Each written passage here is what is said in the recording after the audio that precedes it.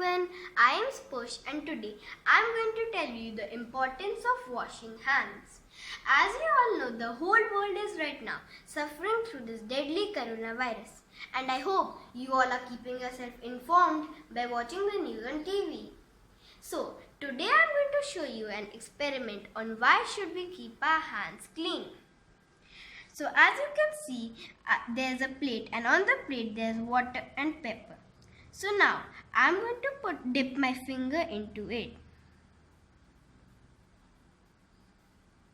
So as you can see, some pepper has got stuck on my finger. Now I'm going to take some soapy solution and dip it. Did you just see what happened? All the pepper moved aside from my clean soapy fingers. So this shows that if our hands are clean, the virus we cannot get affected by the virus. I hope you share this with all your loved ones and relatives. Keep our hands clean all the time. Thank you.